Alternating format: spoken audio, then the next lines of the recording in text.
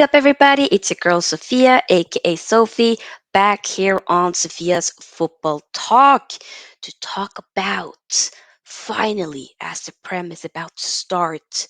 Once you're seeing this video in about 2 days, so we're ready for yet another Premier League predictions for the upcoming 23-24 season. If you want to find out who I think is going to get relegated, who's going to get, top four, technically, top five would have some type of significance depending on which club gets there. Might be getting Champions League, we'll see. Potato, potato.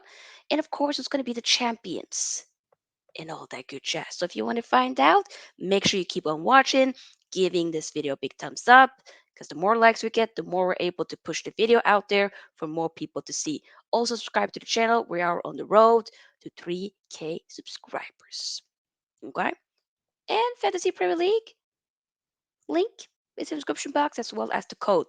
But let's get in. So, obviously, with last season, Man City getting a treble, the more I think about it, I feel like I've healed since then, even though it was both my teams, Man United in the FA Cup final to get beat, and then Inter in the Champions League final to get beat as well.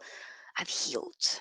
It still stinks, but I've healed. Okay, so now we can see how far can Man United go. But before, I need to make sure we dive into the relegation battle. We know that teams such as Leicester, Southampton, got relegated. And now Burnley's finally back, Sheffield United is back, and also with the newcomers, Luton as well. But who do I think will be relegated this time? Who am some of you guys will probably be shocked. Wolves? Why you say Wolverhampton? They've been there, steady Eddie, but they've kind of maybe fallen down a little bit, and then you assume when they got Julian Lopetegui um, in the business end of the season, they were starting to cook, got a couple of new signings, interesting ones. There are some rumorings with the fact that Julian Lopetegui might potentially exit. He might leave due to the lack of new investments. I mean, we've seen the likes of the big one, the captain, Ruben Neves, going to Saudi Arabia. I think he might have been Al Ahly, could be wrong, but one of the Al teams, either way. He's gone. He ain't here no more. So that's definitely a big miss. Moutinho probably might have left as well, but I could be wrong. Regardless, I just have a feeling that this will not be a good season for them. I have to be honest. I think this is where we're gonna say goodbye, Wolves.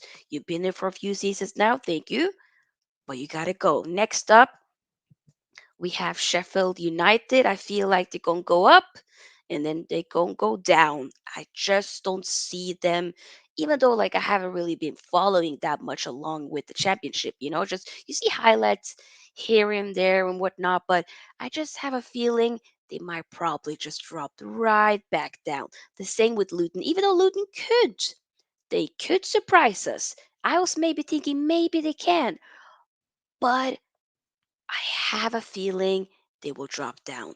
But when it comes to the lower mid table, 13 to 17th place, we have Forest, 17th, Bournemouth, Everton, Brentford, and Crystal Palace. I was initially thinking, should I maybe drop Everton down? Will Everton be able to still, you know, be fighting through the relegation? The thing is, though, if they hadn't had Sean Dyche, then I would have said, yeah, third time is going to be the charm for you guys to get your asses back to the championship. But then again, they've never actually been there. But regardless, that they will go right down, right?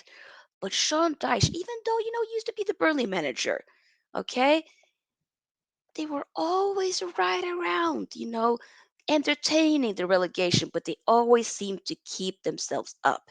I feel like that's probably going to be the case for Everton as well, that they'll just either make it, they'll basically make it just about initially, with being, I think this will be 11th, is what I'm thinking. Not 11th, but regardless. My math is horrible. 15th place. And Brentford, I think, with the miss of Ivan Tony, even though they do still have other ballers, Embuemo, I just think maybe they might be lagging a little bit. I don't know. I don't know. I do like Brentford though. Thomas Frank's football looks it's really good.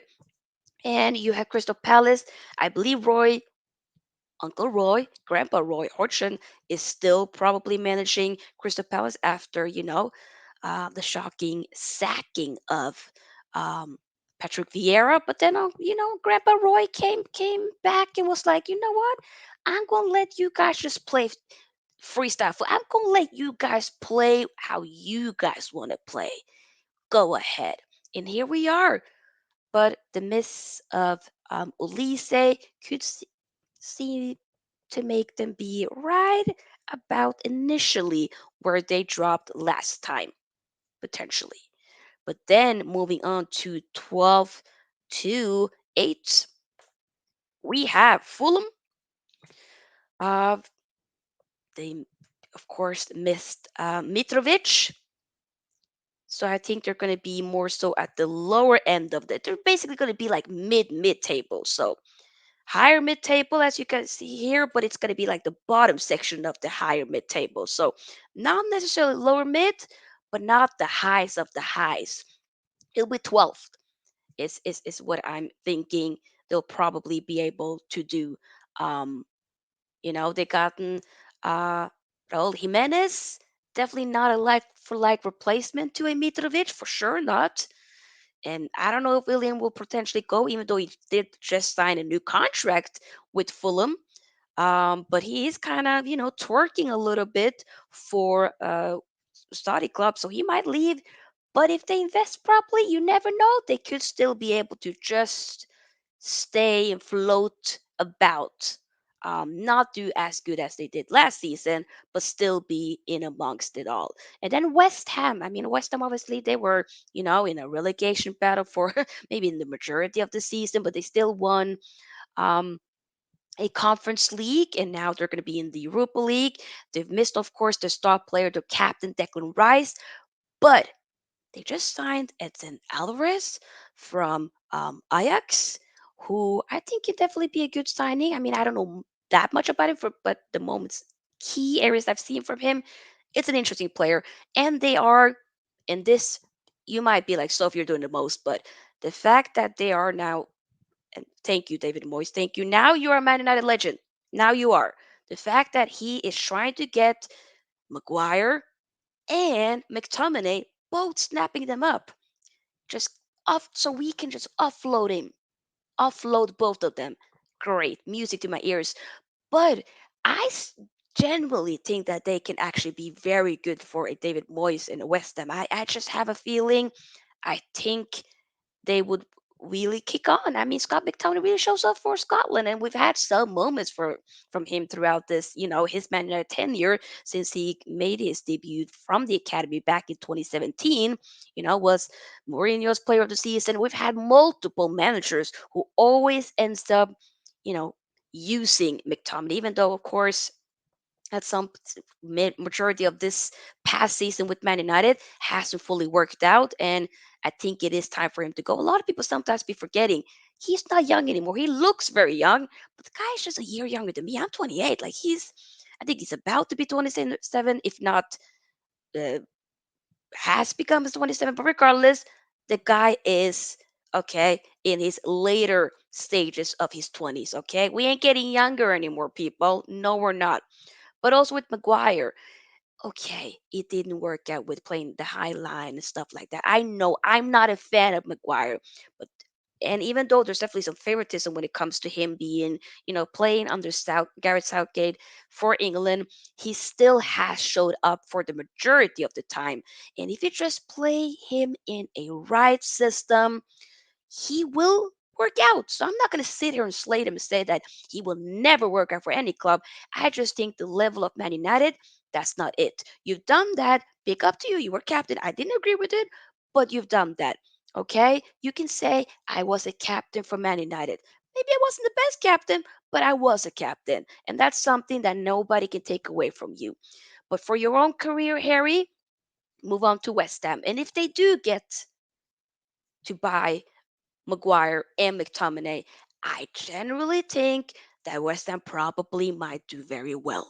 Um, a or I mean not ninth place, but 11th place. Hey, progression could be even higher. But I'm thinking since they also will be focusing on Europa League, I think in 11th place, I don't think that's bad.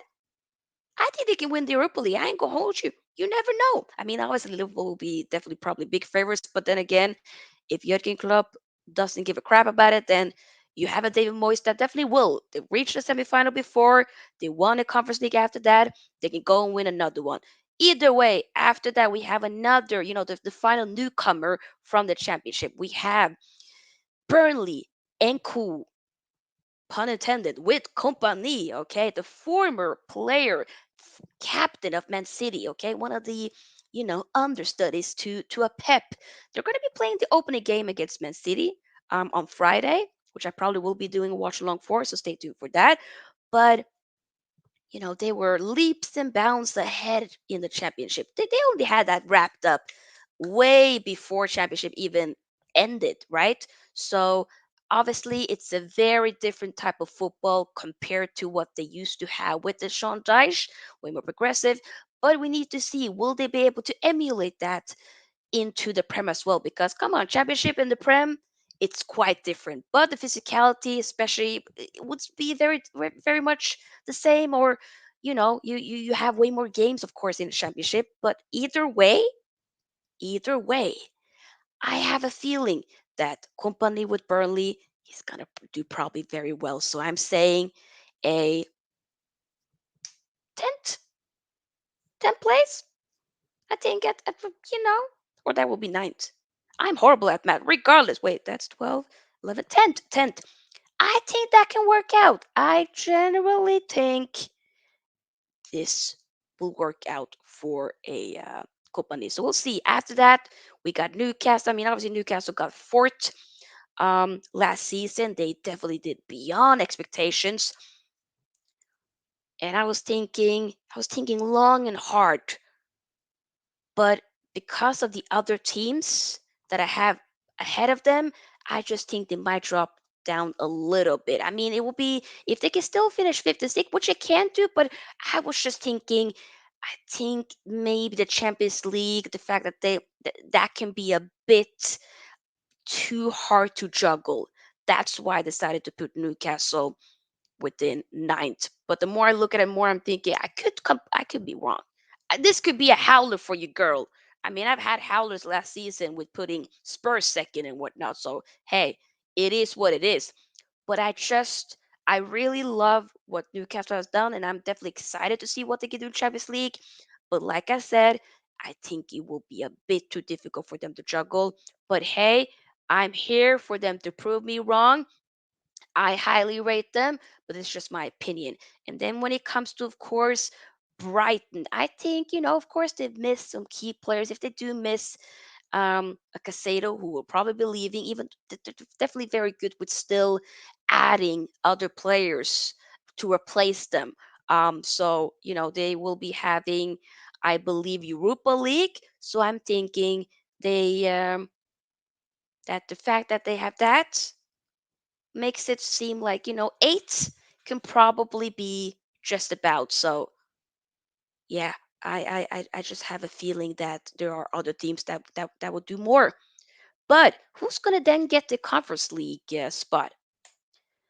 That's going to be Aston Villa. I just have a feeling that Aston Villa is gonna shock us, people. I mean, they did get um Conference League last season with the fact that they were 17th when Steven Gerrard got sacked from the job, and then Unai Emery came in and then brought them into getting a Conference League spot. So here we are, and I would say they are favorites to probably, or definitely one of the favorites to win the Conference League, with the fact that Unai Emery already have won the Europa League with Villarreal, might have also won it with Sevilla, but at least with Villarreal, the guy knows how to win cups. Is essentially what I'm trying to say. So they'll probably be the exact same position, but also with them winning a trophy as well is what I think. Just to kind of still have them be in and amongst Europe. Um, so yeah, that's when it comes to that. But what about Europa League? Yeah, somebody's probably gonna look at me sideways and be like, "Yo, so really? Yep, we have Chelsea in six. We have no Chelsea in fifth, and we have Liverpool in six. I mean, Liverpool. Okay, this is. I'm really gonna throw a hot take here. Jurgen Klopp is gonna walk this season. He's gonna walk sometime this season because doesn't look like. I mean, they've been heavily linked with Romeo Lavia. He probably would be going, but they also still need reinforcement within that defense as well. And the fact that Fabinho has left as well and Jordan Henderson, I think they will really struggle. I mean, this preseason showcased they need to fix that defense with them leaking goals left and right. Something ain't right at all. And I think that they will probably struggle. I mean, they had a very rough start um, last season, and I think this probably, if this will end up be the same case, it probably would be. So I think they will drop down to six. After they finished fifth last season, now they're going to drop down to six. I have to be honest. And this is not me giving like that Man United bias because hey, you're gonna be shocked who I put first. I'll tell you that much. But either way, I have to be honest. They've gotten some good signings in terms of Dominic Szoboszlai and of course Alexis McAllister. But once again, they haven't really like replaced a Fabinho and a Henderson, or at least a Fabinho, and also adding another center back into there because it's not going to work. When it comes to Chelsea, they finished 12th. They had the worst ever, horrible season last season. Now they finally have Poch. They've gotten rid of a lot of deadwood. When you look at that Champions League winning team back in 2021, I think they only have maybe two players left, like Kepa and Thiago Silva. I could be wrong on it being more, but pretty sure that's basically the ones that they have left. Maybe CH, but he probably will be leaving. Either way, those two are the ones that I think about right now off the bat of my head. But hey, I think since they've added a couple more, if they do definitely get a Caseta, I'm thinking, hey, you get fifth, and that will definitely give you a key to get into Champions League. Not that I necessarily agree with that new format that fifth opens up a spot for some other team to get into Champions League, but that's only the teams that have that heritage. So if it, for instance, going to be like a Brighton finishing fifth, they're not going to be able to get Champions League with just having fifth. That I think is unfair. But hey, what are you going to do? So I think Chelsea probably with the fact that they just have one game every week. I mean, excluding of course once we get into the Carabao Cup and the FA Cup and whatnot. But at least now for the foreseeable upcoming months, they're just going to focus on one game a week. Okay, just the Prem. They're not in any of the European Cup competition.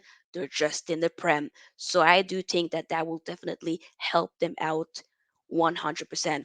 But now the main event. I mean, I'm just gonna completely just showcase fourth up until first place. You guys were probably shocked, but I had to follow my gut feeling, and you'll definitely see. There's no bias here, but I'm gonna be honest. Here we are. Spurs fourth. United will finish third again, but hopefully, I'm predicting also getting another trophy. I'm going to say an FA Cup and going maybe quarterfinal into the Champions League is what I'm going to say. Potentially also going as far as possible into the Carabao Cup as well.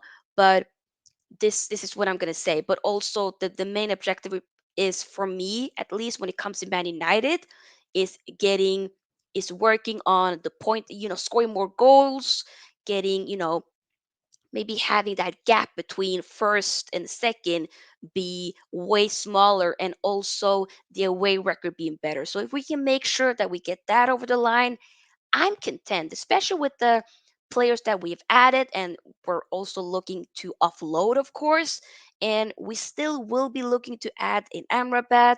Also, we've been linked with a Todibo from Nice, I believe. So we out here. We have that we out here. So hey, we will see. But when it comes to Spurs, I mean they also have one game every week. So going from an eighth place last season to a fourth, I think will probably happen. I don't know. But the thing also is Harry Kane probably most likely will be leaving this season, is what things is looking like. But they've added more, they added a technically right as I'm filming this, they added a different they a center back, I think, and Mickey Van de Veen, who I'm not that much familiar with, but been hearing some good things. And of course, Madison for me is definitely like that's what they've been screaming for for such a long time. So a Madison will 100% be a key player for Spurs to kick on. And then you have to see with Charles, you got to show up. You got to wake up. Okay. If Postecoglou gives you a proper responsibility, you become the it man. You got to show up. Okay. I still think that there is a player there in Richardson. He just maybe gotta drop that ego and don't like you think you're him. Showcase you him then. How about that? And of course they're missing they're gonna it's not gonna be the same without a Kane. But now they gotta do something new. Okay? They got a new attacking minded football, and it'll be really interesting to see how they kick on. And hey, maybe they can get some more signings to come in. You never know, but I have a feeling that Spurs will shock a lot of us. Okay? Once again, like I said, United in third, and then City second. Reason why I put City second and Arsenal first, I think I just have a feeling with the fact that City finished, they okay. City got the treble last season. Okay? It's what Pep has said before, sometimes when it comes to like, you know, replacing players and moving on and stuff like that, it's due to the fact that a lot of players sometimes can be, not hungry, not motivated enough. What else can we do? We've done everything we can do. What can we do now? I have a feeling that it probably would focus a bit. They will still want to win the Premier League, don't get me wrong, but I have a feeling that they probably would be, let's get another Champions League. Let's get another Champions League. But you never know. They can still, of course, be like, you know what? No team in the Prem has done a four-peat before. Let's do that. Hopefully, that's not that ain't ever happening. Other than United doing it, then that's okay. But City, I just don't think so. They missed a player. If the Gundogan is not there anymore. We have Morris. They do need to replace him. They got Kovacic in and ball playing. Hey, good with the ball, keeping it possession, great, but who's going to be adding the numbers? Who's going to be clutch at the business end for Man City, like you saw with the Gundogan? Maybe a Phil Foden will show up. Maybe you try to switch it up and bring a Grealish into that. You never know. You never know. But of course, Guardiola comes in, great signing, and it looks to be that Kyle Walker probably would be staying. Bernardo Silva probably would be staying as well. So obviously, it's not necessarily that many players. If you really look at it, that has left. The more you think about it, if they do stay, it's just going to be two. But either way, they do still need to replace at least a Morris as well, somebody on that right hand side, of course, because even though Morris didn't play, maybe that many games at the end of the season, he's still been there's definitely he got a hat trick in one of the games. I can't remember which one, but one of the games clutch with the free kick, set pieces. Come on, the guy's amazing.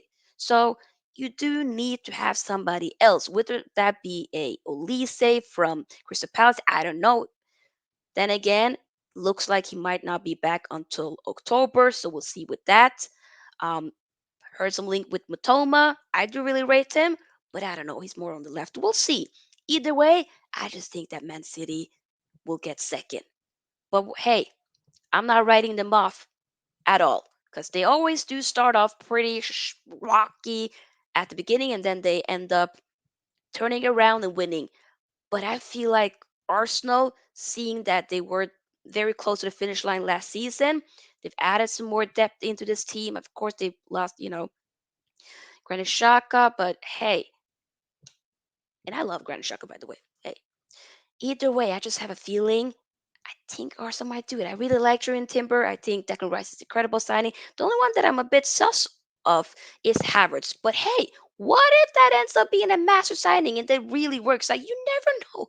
You never know. I'm not gonna write it off, but it'll be definitely very intriguing. The thing is, though, they have a Gabriel Jesus out, so they do need to either figure out who's going to be playing as that striker. Will it be a Havertz playing in that false nine instead? Maybe.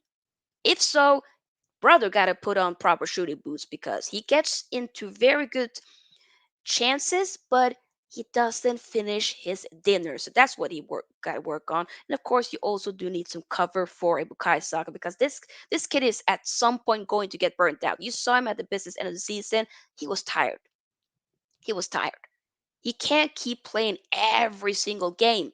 You have to be able to let him sit on the bench sometimes here and there. That is important. But I think Trossard is also going to be very important. I mean, he came in the during the January window, so I have to be honest. I generally think Arsenal is going to do it. I don't know. I was thinking more and more no. But looking at the Community Shield, no, for them think even though they weren't able to win that game within the full 90 minutes, even in the extra time, it was obviously due to penalty shootouts. But just knowing that, hey, finally we broke that curse with winning against City. Even though for City they've lost 3 Community Shields in a row and they still be able to win the league. But I just have a feeling now Arsenal can go into some of the games with City and be like, I think we can do it, man. At least at the Emirates, I think one of them. But the most important thing is that you win all of the games, especially when it comes to the lower league tables, such as when they lost to Forest, when they lost, when they dropped points to West Ham and Liverpool. That's what you need to not do again. Okay, so if Arsenal ends up starting the way they did last season, where they left off, then the possibilities are there for them to win. So that's my prediction. I don't want them to win. I don't want City to win. I want Man United to win.